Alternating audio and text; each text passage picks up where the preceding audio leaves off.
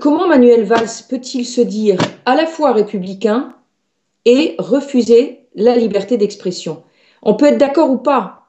On peut être d'accord ou pas, on peut trouver Dieudonné humoriste ou pas. En revanche, la liberté d'expression, elle doit être et rester sacrée dans notre pays.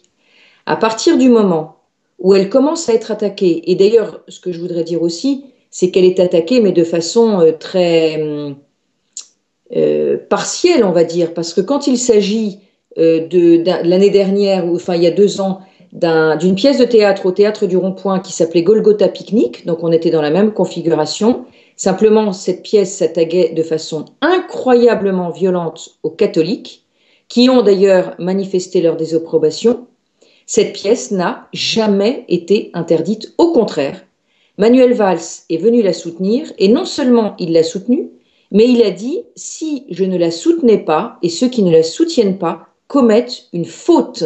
C'est pas rien quand même, parce que il faut rester dans la liberté d'expression et favoriser la culture, etc., etc. Lorsque les fémènes, et ça, si c'est pas une atteinte, enfin, c'est incroyablement violent, les fémènes vont dans les églises, urinent, blasphèment, enfin, sont d'une violence absolument incroyable, alors le pouvoir, le système, les trouve touchantes, entre guillemets. Alors voilà, ça me met en colère aussi, parce que je me dis, attaquer la liberté d'expression, mais ne l'attaquer que partiellement quand ça vous arrange, et qu'en plus on se dit républicain, et bien là je pense qu'un pas est franchi vers quelque chose qui est extrêmement grave.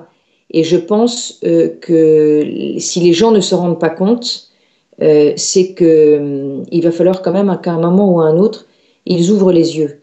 Cette affaire Dieudonné, finalement, est très, très caractéristique de ce qui se passe actuellement dans le pays.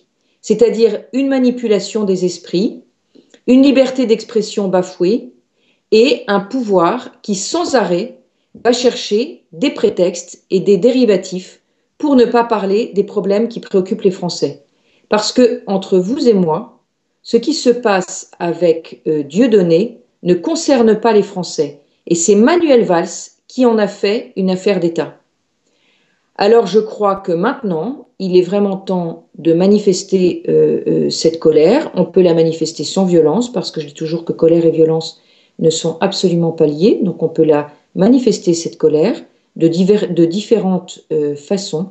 Mais je crois qu'il faut être extrêmement attentif à ce qui est en train de se passer dans ce pays et aux dérives qui sont en train d'être effectuées. Et surtout, surtout, ce que j'ai envie de dire à travers cette vidéo, c'est que les gens ne doivent pas se laisser manipuler, ne doivent pas se laisser distraire par un pouvoir qui finalement ne les gouverne plus et qui, au lieu de servir, se sert et ne fait que se servir et servir ses propres opinions.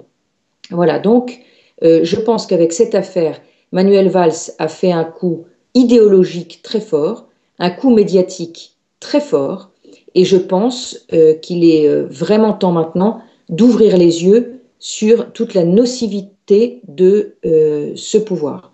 Voilà, alors que les gens aient envie de faire ce geste ou non, libre à eux. Moi, si j'ai envie de le faire, je le ferai. A priori, j'aime pas trop faire des gestes vulgaires, mais finalement, ce qu'a réussi à faire Manuel Valls, c'est que des personnes qui n'auraient pas été portées du tout à faire ce geste finissent par le faire, rien que par opposition et contradiction.